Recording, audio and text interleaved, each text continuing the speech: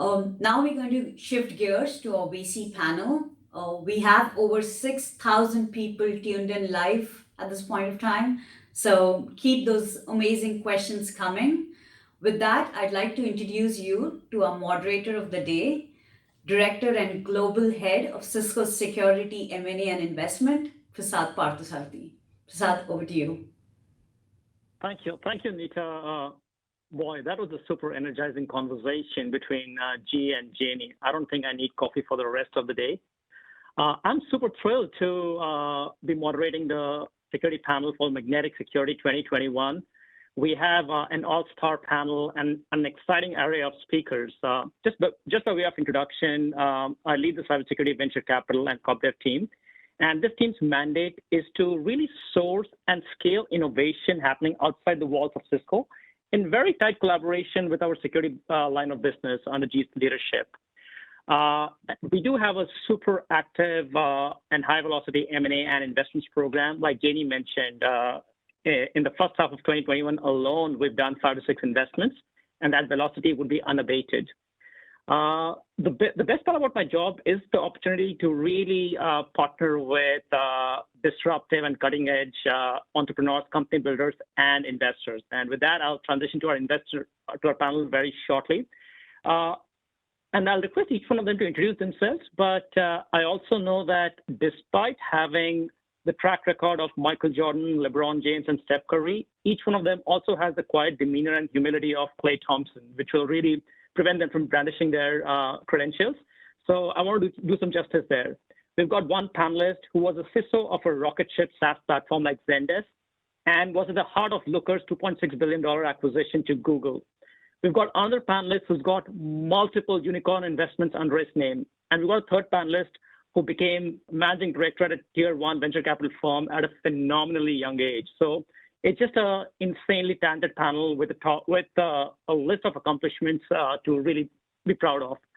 So with that, maybe I'll request Ryan, Rama, Will to come in that order. It'd be great for our audience to really, apart from knowing about your persona, it'd be great for our audience to know what differentiates your investment fund. Because today there is so much glut of venture capital that capital is very commoditized. So it would be good for each one of you to really also highlight what truly differentiates your investment philosophy. Thank you. Hi, everyone. It's a pleasure to be here. I'm a surviving CISO. Currently, I'm the CISO-in-Residence at YL Ventures. And previous to that, I held security positions at Google, Looker, and Zendesk and eBay. YL Ventures focuses on seed funding specific to Israel and to the cybersecurity landscape.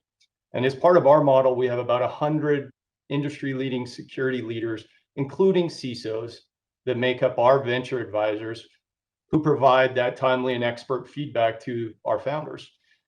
In my current role, I do much of the same as our advisor network, but in a full-time capacity. I help our founders through ideas, vet them, and aid our portfolio companies with such things as strategy, roadmap, acting as the voice of the CISO for pitches, and consulting on their own security corporate needs. Thanks for having me. I'm super excited to be here. Thanks, Ryan. That was awesome. You can go, Rama. Yeah, hi everyone. My name is Rama Sekhar. I'm a partner at Norwest Venture Partners based in the Bay Area. I actually started my career out at Cisco, so this is great to be full circle here, participating in magnetic security today. I started as an SE, so I was selling routers and switches to AT&T in New Jersey, which is where I grew up. And G, I really enjoyed your discussion. I am going to take you up on that free throw contest because that's all I've been doing during the pandemic is practicing my free throw shooting outside. But no, it's great to be here. And just a little bit about Norwest by way of introduction. You know, we're one of the oldest venture capital firms in the US. We're investing out of a $2 billion fund currently, and we've been investing in security for a long time. You know, we were the lead investors in FireEye back in the day, and we've invested in other security companies like Shape Security, excuse me, Agari, BitGlass, Cookie.ai. We've done a lot with Prasad and the Cisco investments team too, like our investment in Exabeam, as well as in other areas like Dremio, which is a data analytics company. So really excited to be here and be part of the panel. Hello, hello. Speaking of age of firm, our firm is probably one of the younger firms in the ecosystem. We started back in 2016, and we're very fortunate to have the support of the ecosystem to be able to invest into 34 security companies since then. We've also at the same time built one of the largest teams dedicated towards investing into security startups. Myself, I've been focused on security since a young age, and I was fortunate to be able to be one of the co-founders of ForgePoint and to help build this organization to where it is today. We're still very young, so we have about 30 portfolio companies in security. And when you think about how many vendors each CISO has to work with in order to solve all their problems, right? 30 plus easily. I see us, being able to invest into 100 security companies one day and still have room to go. That was awesome. Thanks for the introduction, and welcome to each of you. Frankly, I can't think of a more effective panel to really make sense of the fractured security environment. We have a few structured questions to get us rolling, and then just as Janie entertained questions from the panel, from the audience, we'll have some questions that'll come in as well.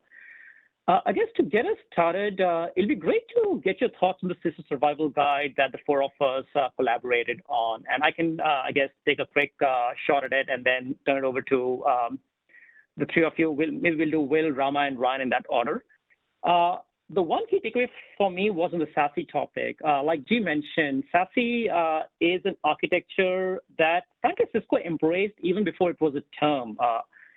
We understood the basic tenet of bringing security and networking in an elastic format and an automated manner to our customers closer to the edge, which is what drove acquisitions of platforms such as OpenDNS, now called Cisco Umbrella, Viptela, as well as our investment in modern architectures like Baltic, Security.ai, and NS1. For me, the key takeaway for SASE specifically was that respondents and CISOs are prioritizing secure data access and cloud firewalls as their core near-term priorities. It is also a realization that customers feel that they have really solved the secure web gateway problem, and secure data access is where the next action would be, which in a sense converges both zero trust network access and SASE. To me, that was the biggest, I would say, light bulb moment. So maybe, Will, you can kick us off on what your biggest takeaway from the SASE guide, from the CISO survival guide was. Yeah. Prasad, I appreciate you involving us in it. There are a lot of questions that we wanted to get answered, and it was perfect to be able to get some of those answers via this project. So I've been sort of obsessed with NIST CSF, sort of the five-step framework. And on our end, we focused on how do we apply automation to that framework, and also be able to identify sort of what are the most common and first thoughts when you think about that framework as well in each of the various steps. And so the most interesting finding for me was that there was such great convergence across each of them. When you think about the different layers of controls a security practitioner can leverage in terms of building defense in depth, it was very nice to see those layers align very well with the identify, protect, detect, respond, and recover framework. And so, speaking of SASE, for example, speaking of data protection, for example, I think a lot of those aspects, touched in both the protection theme. And it was really nice to see when we asked, hey, what are your most difficult assets to protect, for instance? What are your most difficult assets to detect and find bad activity? What are your most difficult assets to respond to and post-incident? On the protection side, it aligned exactly to what you said, which is protecting data, protecting the network. And we're fortunate to have investments in both of those categories as well. But just being able to see that clearness was helpful, right? Because when you're a startup, you could focus on so many different aspects of what to work on. We're in the life cycle of an incident, of a breach, or do you want to play in? And just being able to see very clearly, hey, I'm a data security company. I should probably be focused on access. I should probably be focused on protecting the industry versus, for instance, focusing on responding to an incident. Because after that point in time, the data is already out the door. I think you're focused on a couple of other aspects beyond just protecting the data on that theme. That's helpful. Well, and I think you mentioned a good point, a good word rather, clarity. That's something that stood out for me also in the guide, which is that this was a guide which was based on a robust quantitative survey of almost 200 respondents, coupled with detailed roundtable conferences among customers. So the themes that we were hearing were very consistent across these customers. So I mentioned a light bulb moment, but it's a light bulb moment which wasn't random. It was very systematic. So data security, data protection just kept surfacing as priority number one across the source. So Rama, staying with that theme, I know you guys focused on the really, I would say, burgeoning space of privacy and compliance. And this is a space that spawned, I want to say, at least 50 strong startups in the last 12 to 18 months. So we'd love to get your thoughts on what you took away from your work on the privacy and compliance space. You bet. And I think the thing that was most exciting about the CISO survival guide for me was that this wasn't vendors and investors sort of telling CISOs what to do. We went out, as Prasad mentioned, and actually interviewed CISOs and polled them. And the most interesting takeaway for me from that was that data access control was a top priority for nearly half of the CISOs that we interviewed and polled. They named it as their top privacy security, the need to map data, know what data you have and who has access to that data. So one of the things we unpacked in the survival guide was, what does that ecosystem look like? And as Prasad mentioned, there's a lot of companies, a lot of private companies receiving a lot of funding. And we unpacked it into several different subcategories, including data management, right, which is the cloud data lakes, the secure enclaves that exist out there to store data, data masking, all that stuff that's happening at the data management layer. I mentioned Dremio, which is a co-investment that we've made with Cisco in that space, and there's many others. We also unpack privacy platforms like Big ID and OneTrust that are actually going out there and identifying and discovering PII in your organization. And then this newer, more emerging area around data access and authorization, almost doing what Okta did for authentication, but doing it for authorization. And Cookie.ai and several other companies, Styra, were listed in our guide that focus on that part of the puzzle. So it is a noisy sector, but we tried to unpack it and actually organize it. And the CISOs that we talked to really came back to, especially in this hybrid work from home world that we all live in, focus on the data, map it out, tell me where my data is and who has access to that data and should they have access to that data. That theme kept coming up over and over. Thanks, Rama. That was a great summary. Ryan, I do want to pick up on a descriptor that Rama used, noisy, because I think of all the themes in the CISO Survival Guide, probably Wild Ventures dealt with the noisiest and the most complex space of DevSecOps and application security. So Ryan, you've been a practicing CISO as well. I'm sure our audience would really embrace the opportunity to, I guess, have a simplified understanding of what's happening in the application security space, why DevSecOps so complicated, and what is required to pull an end-to-end architecture. So take it in any order, but just, simplify the space for us. Yeah, as the finding that I found super interesting in this was that it's not just me as a CISO who struggled with this, but many CISOs struggle with this concept of providing more security governance in the whole SDLC and development space. And for myself and many other CISOs may not have come up from a development background, right? Might have come up from the risk side, the compliance side, or may not even have a security background and are more of a business enabling CISO. And so it can be intimidating to try and set policies and governance to an area that you may be uncomfortable with. And I think traditionally, we've seen AppSec be a area that many CISOs invest in. You go and hire some really smart product security people and hope that they can engage and be charismatic enough with developers to instill some of these practices. And there is a level of trust you have to build there. And one of the things that me and my team did is we sat near engineers and tried to build that level of trust.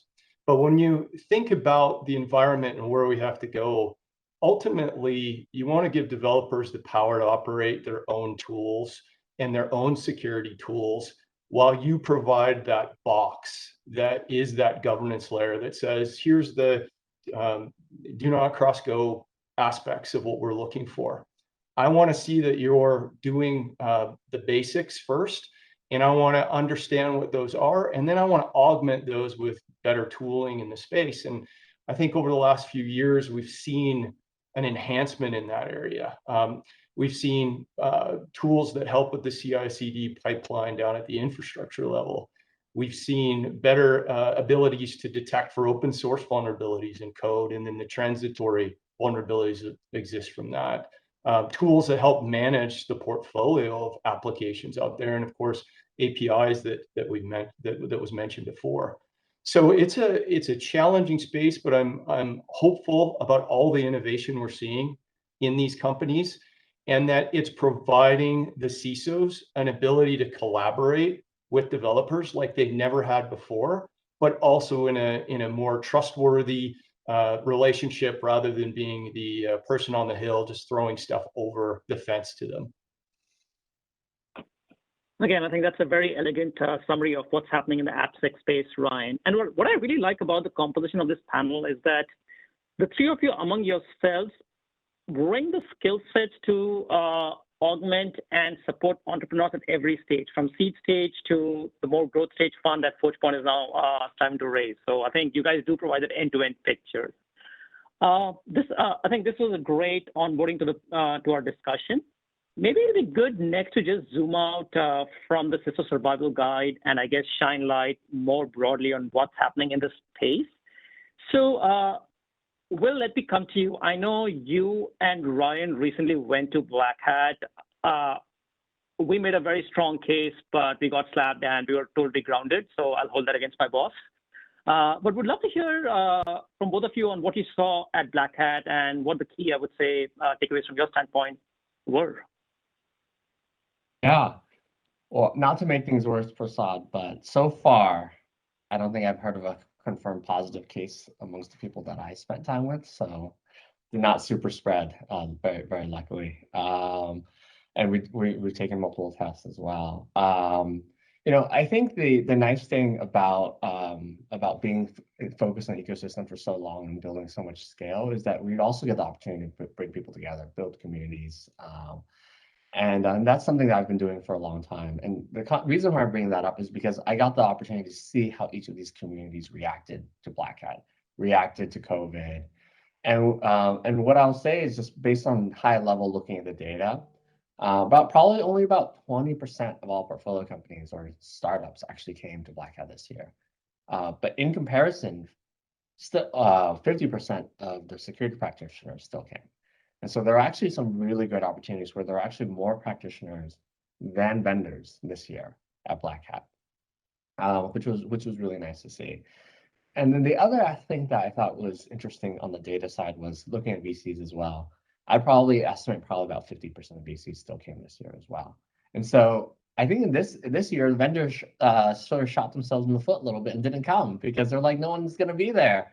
And so they missed out on a lot of opportunities, unfortunately.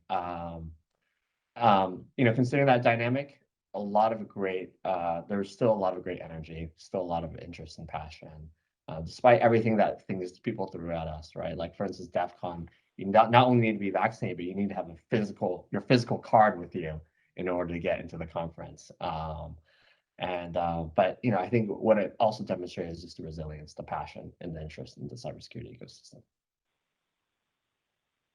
Yeah, for me, as a former CISO, going to RSA or Black Hat, you enter the expo floor and you're super overwhelmed, right? And you almost have to hide your badge so it doesn't get scanned, so you don't get spammed so much. And so it was a little bit refreshing to just have a more intimate environment, frankly, and be able to see some of the smaller, newer companies in security maybe get a little more traction to their booths because you could find them a little easier. And so I think that was a benefit.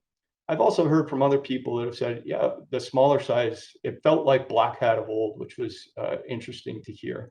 And then I think from presentations and from the companies that were on the floor, I think a lot of the themes of the CISO Survival Guide resonated and were being talked about, whether it's the SASE, the privacy engineering, the automation, and the DevSecOps stuff. You're seeing so much innovation in those areas. Got it. That's awesome. And team, we are starting to see some really good questions come through the chat window. So I'll start to surface some of those. Rama, there's one directed specifically towards you, but others can chime in as well. The question here, Rama, is, and I guess I'm applying my interpretation here. The question is, you spoke about secure data access and data security. What are your observations when it comes to making sure that it's a human and not a bot that's accessing the data? Are you seeing anything in that space? I know you guys are invested in shared security as well, so maybe you can draw on that experience as well, Rama, in tackling that.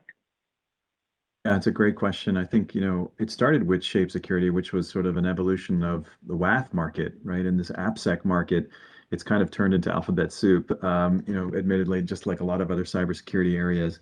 But I think the point being that I think the whole idea of putting appliances everywhere has obviously dissolved, right? And this idea of actually integrating AppSec into development processes and shifting left, if you will, is sort of the more modern approach.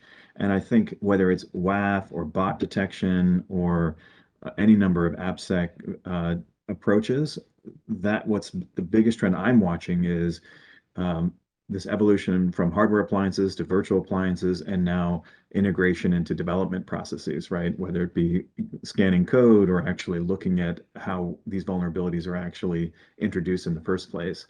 So I think that, to me, is one of the most interesting things when you talk about humans or bots, is really the evolution of where we're actually looking for these things. Yeah, and maybe I can just chime in. I think there's also room to couple developer access with a strong cloud MFA solution to really eliminate the bot use case. And that's where I think we are super excited about Duo and what we can do with Duo in the DevSecOps space, and also with our investment in Styra. Will or Ryan, do you have anything to add to that question? There are many others that will send your way, but anything to add to this question? Yeah. I feel like when we start talking about bots, we're also starting to go down the identity route as well, right? Because at the end of the day, the question is, are you who you say you are? And what are the things that we put in front of these bots to both slow them down, but also not slow down the actual user and consumer themselves as well? And so one space that we've invested in this space around here is sort of an alternative to CAPTCHAs, an alternative to MFA around behavioral authentication. So by measuring and looking at the behavior of those users, having a sort of seamless way of doing that. In fact, actually, that's a co-investment of ours, Prasad, into behavioral sec. Yeah. That's right. No, I think that's an exciting co-investment right there, Will. That's a good call out. Okay, let's keep moving. For the next question, Ryan, I want to come to you again because of the role that you're playing as a CISO and as a sounding board to some of these early stage companies. And the question is, it goes back to the point that G made that many startups, they get to 5 million, 10 million ARR mark, but they're not able to really attain escape velocity beyond that. So any advice on what's required for companies to really get to that next step? And based on, I guess, Ryan, based on pattern matching and your experience with prior companies, are there any 2 or 3 traits that propel a company to have that breakout trajectory? Yeah, it's something we all think about, right? What's going to make them $1 billion company and beyond? And I think it really comes down to are the founders, the leadership folks that we're investing in, especially at our stage, are they passionate for this space? Are they passionate for their ideas? Do they have a network of people that they can tap into to build teams to build the product? Do they understand the problem that the actual CISO is facing? Or are they so focused on the solution that they're not capable of necessarily pivoting off that if they need to? Do they understand the competitive landscape and what's coming down the pipe? Ultimately, as a CISO, I'm looking for tools that help me augment the people problem that we have in cybersecurity, right?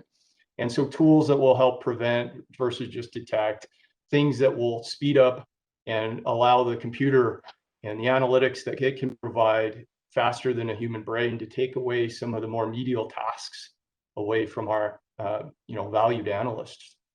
And so then being able to be articulate enough and charismatic enough and having great design partners that they can get traction and real feedback on their solution and get some revenue through via these customers, so that they get traction into the next Series A and beyond. Well, that's good commentary, Ryan. And if I can add to your comment around accelerating compute and accelerating things like prevention, I think for startups, probably now is the right time to embrace 5G security, because it is putting security on steroids. You're able to do logging, telemetry, real-time proxying at 5x the speed now. Rama or Will, any further thoughts on that topic? This is, you know, when we join these companies so early, right, we just get to see this journey over and over and over again, all the different paths, the ones that work really well, the ones that don't, but also the differences that each company needs to undergo as well. I would say that this 1 to 10 journey, it comes a multitude of factors coming together. We talked about hype before. I definitely think there's hype has a contribution to some of these companies growing as quickly as they do. But at the end of the day, it's really comes down to two things. One is execution, hiring a great team, executing well together, efficiently, productively. You know, there's ups and downs. There's gonna be lots of drama, and so working through that drama together, really, really important. And then I think the second thing is just making sure to really figure out that product market fit and pricing fit as well, because a lot of companies, they don't know how to tell their story. They don't know how to say what the heck their product actually does. They pick something else completely, words that are aligned to something else completely differently. And so that's where your reference customers, your design partners, your advisors all really come into play to help you tune that, to help you sort of make sure that when you do get the opportunity to talk to someone and you have a limited amount of time, you can communicate well and then figure out the problem well, and then finally make sure that the pricing matches the problem. Yeah, I would just add, Prasad, that the biggest challenge for me as I meet hundreds of cybersecurity companies is figuring out who is a feature company and who's a platform company. And sometimes you start as a feature company and evolve into a platform company. But I think G mentioned something really insightful, which is that we've got to simplify this for customers. We can't drop off a bag of parts or a bag of 100 vendors and expect them to stitch it together. So that's the thing that I look for, in terms of identifying feature versus a company. That's some really good practical advice right there from all three of you. Distinction between feature and platform, and Will, to your point, choosing a strong design partner, and that's something Cisco as a company, we really pride ourselves in leaning forward and providing design partner scope to our portfolio companies. I guess on this topic, it's worth surfacing that there are new sectors, subsectors within security, areas like cloud security, posture management, or application security, where frankly, none of the stakeholders have gone through that next phase of company building, be it investors, startups, or operators. That's because many companies get snagged before they hit even the $5 million ARR mark. So I guess all of us need to go through that next phase of churn to figure out how you build a $50 or $100 million CSPM platform. This is super helpful. Next, I want to come to Rama and Will. This is a question on valuation, and I think all of us by now have seen some stratospheric valuations. Companies that are either pre-revenue or nascent, are showing nascent revenue proof points, are getting valued at $1 billion plus valuation. So I guess would love to get your thoughts on how we should process these valuations as operators, investors, and startups. Is it a good thing? Is it a bad thing? And why is it happening? So Rama, you first, and then we can go to Will. Yeah, it is absolutely insane out there from a valuation perspective. It's very founder friendly. So if any of the listeners are thinking about starting a company, I think it's still a very founder friendly market. And I think it's, here to stay. I mean, if you look at what's happened, and the reason we're here is that there's really just a supply and demand imbalance, right? There's just way too much capital chasing too few good companies. And I don't think that's going to slow down. I mean, you've got hedge funds, coming in and doing growth rounds and even Series A rounds in some cases. You've got seed firms and angel investors doing Series A rounds themselves. So everybody is investing in everyone else's backyard, and it's created a lot of competition in our business. And I'm not seeing it slow down at all. We've survived or surviving, hopefully, a global pandemic. a contested presidential election, a capital insurrection. Look at the stock market, and through its ups and downs, I think is always sort of a few quarters ahead of where the private markets are in terms of valuations and reactions. Maybe interest rates will be the headwind that slows some of this down. We've already started to see the SPAC market, which is well documented, start to slow down. But I don't feel like it's going to turn course very quickly. So what we're trying to think through is, okay, how can we build 10 billion, 50 billion, $100 billion market cap companies? That was not the goalposts 5-10 years ago. If you got to $1 billion exit, whether it be an M&A or a public market valuation, that was considered a grand slam. And I think that's the thing that has changed the most, which is that the folks are swinging for the fences, even bigger than before. And so sometimes we'll say, look, if we're paying a year ahead, in terms of valuation, will the company grow into it within 1 year? Maybe we can justify it, but it is a slippery slope, and it certainly feels tough to be on this side of the table right now. Thanks, Rama. No, that was a very insightful encapsulation of what's happening. Rama mentioned that this is a new baseline and we need to embrace it. I guess, coupling the early stage profile and the priciness of these assets, at least it tells me that the constituents who would be protected or would have a good outcome would be obviously be the founders. It's a founder-friendly market, as well as the early investors. So if you're a seed stage investor like a while, you are well placed. What, in your view, what should be the posture of later stage investors and even acquirers like Cisco? Because it's hard to make a business case, $1 billion business case for an asset that's doing $1 million in ARR. Yeah. I think this is such a long topic for me that, this is one where I will talk for hours on. But so I'm going to try to figure out a summary. I think on the acquirer side, I think that dynamic is incredibly difficult right now. This is so hard, right? Because at the end of the day, you're measuring things based off synergies, off of revenue that you're generating off of your customers, and you're providing them additional value, right? And there's so many companies that are valued at public market 3 years forward kind of valuations, and so everyone's sort of taking on huge risks or huge bets on these leading companies continuing to be leaders, and these markets being larger and larger and larger and growing.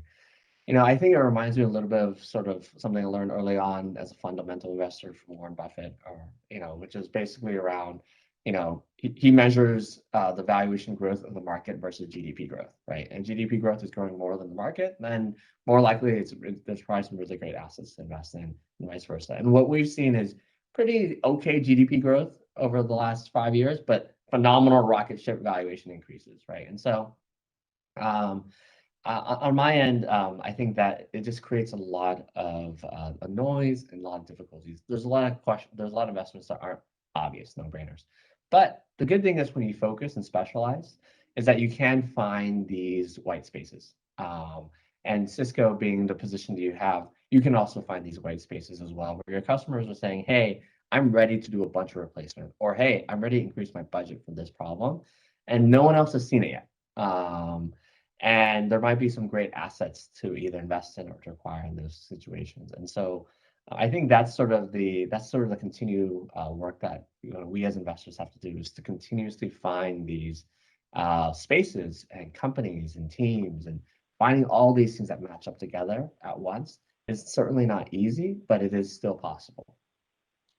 And Prasad, if I could add, I think it's also super interesting that any firm can write a check, but what the founders have, it's causing, I think, the various firms to look inward and improve their own capabilities of what are they adding to the founder. Are they bringing good design partners? Are they bringing help on marketing or on security or recruiting or whatever it may be? And I think it's challenging all of us, but I think it's a good thing, frankly, for us to be challenged in that way. I love those thoughts. And I think if I were to be brutally honest, probably as acquirers, we need to be less chuggy about these valuations and embrace the new baseline, because like Rama mentioned, You do have an IPO market that's thirsty for strong cybersecurity assets, so that's not going away anywhere. We've also spawned a secondary market where founders and investors can get exits later on through secondary buyers. So there are legitimate outlets for companies outside of strategic acquirers. So we do need to be less choosy about valuation. So that's super helpful. Thank you. Next, for some reason, we're getting a lot of questions on bots and account takeover, which tells you that the theme of secure data access is for real. I mean, it resonated in the CISO guide, and it's resonating now with the audience as well. So I love this question in the room, and any of you can take a stab at it. I suspect Ryan probably would have the closest response to it, given that he was a practicing CISO. The question is, will modern authentication solutions, be it cloud MFA, SSO, passwordless, make account takeover attacks obsolete? How should CISOs... Go ahead. Sorry, Prasad. Yeah, how should CISOs deal with the problem of compromised SaaS accounts? So maybe Ryan, you can take a first stab at it. Yeah, I think I'd be reluctant to say anything in security will be 100% effective, right? As long as humans are involved in many of these aspects, including, as G mentioned, phishing, there's a challenge there, right? So I've been through the account takeover wars through the years, starting my career at eBay and seeing the early days of that and how much of a struggle that was for us, and how we tried different things to mitigate that down. And some of that was looking for innovative solutions, especially if we had seen, certain sellers that were compromised more periodically or more frequently than they should have been. And so I think there's a lot of aspect in general of the ability to detect that these are going on. And I think with the ability that we have now in distributed cloud systems, as well as easier security layers on top of that, we can start do more than we could many years ago, including seeing what they're actually attempting to do, and raising the level of that from that just being noise to straight alert to ideally prevention. But attackers are smart, and they're going to continue. You go put a block somewhere, they're going to look for ways around it. And this is why this field will never stop innovating, for sure. Thanks, Ryan. Will, any thoughts? One of the spaces that we invest in as well, because we're really focused on protecting value, is in fraud companies. And when I think about the ATO market, it gives me just so many flashbacks to the fraud market, right? The sophistication of the models that were built to be able to score each transaction, to be able to figure out what is higher risk, what's lower risk, when you should do step-up authentication, when you should do MFA, all these different aspects of it. And eventually, over time, it became, in the fraud world, and I don't know if this is acceptable in the security world, I don't think so, but just to draw that parallel, there was a point where there's just an acceptable amount of loss. Like every year, we're going to lose 10%. And it is what it is. Like we just have to be very realistic around that factor. And I think on the security side, we're still in the automation phase. We're not yet ready to accept a certain amount of ATO per year, for example, because there's a lot of disruption, there's customer service requirements, et cetera, et cetera, et cetera. And so I think there is a people process technology element that's going to come on the ATO side. There's still so much more technology we can do. There's no question about so much more automation we can do. But I also think that there are a lot of things that we can borrow from our fraud friends in terms of trying to detect these bots going forward. That I don't think yet has been tapped into, at least not strongly. And I would add also that, attackers are fairly opportunistic, and doing things, the basics, and doing MFA and otherwise, if it's difficult for them to get through, likely they can move on to another target where it's easier. And so the basics still matter because we're all one big ecosystem in some regards from an attack perspective. That is awesome. I'm getting, we were getting warmed up here, but I'm getting a ping on the time limit, which is unfortunate because the party was just getting started here. Let me do one thing. Let me, I guess, respect that commandment and I guess close off with a final question. And I think this question should be natural for each of you, which is the number one trend that you're excited about over the next 12 to 24 months. And again, I can get it rolling. I'm super excited about the unification of prevent, detect, respond, and XDR format. It is this, I would say, narrative or this thesis which really spawned our organic development of SecureX, which has resonated really well in the marketplace. And now we're enriching SecureX with acquisitions like Kenna and investments in companies like JupiterOne to provide cloud native asset management. So XDR space is one that I'm super excited about. So maybe let's do Will, Rama, and Ryan in that order and get your thoughts on the one trend that you're super passionate about. Yeah. I'll have to make it a more macro trend because this feels like, hey, we have 30 portfolio companies. I can't just name one of them or one trend that's associated with them. But I would say that what a big mega trend that is driving just the industry, driving innovation, is just simply this movement to cloud. I think that is by far, when we think about these big changes that happen in our lives, right? Like the endpoint, the mobile, local access network, blah, blah, et cetera, multi-cloud, public cloud, that's the big one that we're going to go through and we are going through right now.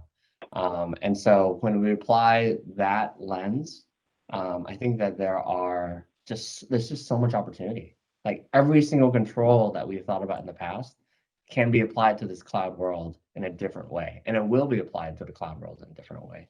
Endpoint security is going to look very differently in the cloud world than in the local access world. We talked a lot about data security today. We invested in a company called Symmetry Systems, focused on data access control in the cloud world, because that's just sort of the future of the world. Pen testing is going to change in the cloud world as well, right? Because assets are no longer IP addresses. They are so much more than that. And so we've helped create a category in there as well in the external attack surface management space. So megatrend. Rama? Yeah, I would say the number one trend that I'm watching is maybe more horizontal, Prasad, which is how these security companies go to market. I think if you've looked at, the broader enterprise software market, it's all about product-led growth, or PLG. That's the new buzzword, right? And if you look at, from Twilio to PagerDuty to even Atlassian and more modern sort of low CAC or customer acquisition cost type of companies, I want to see more of those in the security space, right? I think there's only a couple of examples that come to mind. Maybe Auth0 is probably the poster child of a company that really nailed this in the security market. But by and large, most cybersecurity companies that I meet, even at the seed and Series A stage, are going to market just like we did with FireEye, 15 years ago, with what we call a four-legged sales call, right? It's an account manager and a sales engineer. And I just believe that the future of software is just more about showing more value up front, whether that's through an open source product or a free trial or some kind of self-serve motion. So PLG and cybersecurity companies, that's what I've been searching for most. And for me, I touched on it briefly, but there's a lot of companies that there's haves and have-nots on who they're able to recruit for security talent. And if you're a small company, you're fighting for talent against everybody else that might have more name recognition. And so the challenge that I look to solve is, how do we help those CISOs with this problem? And how do we make things easier, faster, bang the CISO over the head if there's an actual issue and get through the noise when you have this people problem? One interesting area there is thinking about, similar to what Will was mentioning, of just how do we abstract up from all of these different vendors that we have, including cloud providers, and have one security abstraction layer to manage that, rather than having multiple people having to be trained in all of these different systems. That's very fascinating to me.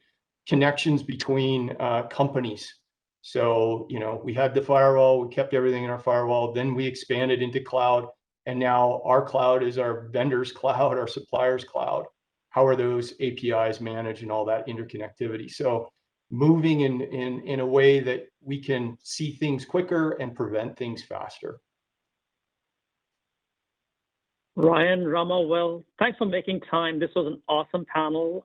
The biggest compliment I can pay to the three of you is that the law of diminishing returns does not apply to my interaction with you. Every interaction with you leaves me a better investor and a better operator. Cisco really values its partnership with all three of you, and look forward to building on our, joint wins here. And for the audience, if you haven't, go check out the portfolio companies of YL, Norwest, and Forge Point. They've got some amazing companies, as does the Cisco Investments portfolio. So thanks once again. With that, I will turn over to Neetta. Hey, thanks, Prasad, Will, Ryan, Rama. Those were such great insights. Thank you for that great discussion. We've now come to the end of magnetic security. I want to say a huge thank you for everyone who joined, and also let you know that your feedback is extremely important for us. So please take a minute to fill out that survey. Or for the first 30 people who complete the survey will win a prize from us. If you want to learn more about Cisco Investments, go to CISO-in-Residence.com, or feel free to reach out to our team. The contact information is up on the screen. Another great way of keeping in touch with us is attending our next magnetic event, the Magnetic Cloud. So after this event, we'll send you the recording of this particular event along with the survey link and more information of Magnetic Cloud. With that, thank you once again and have a great day.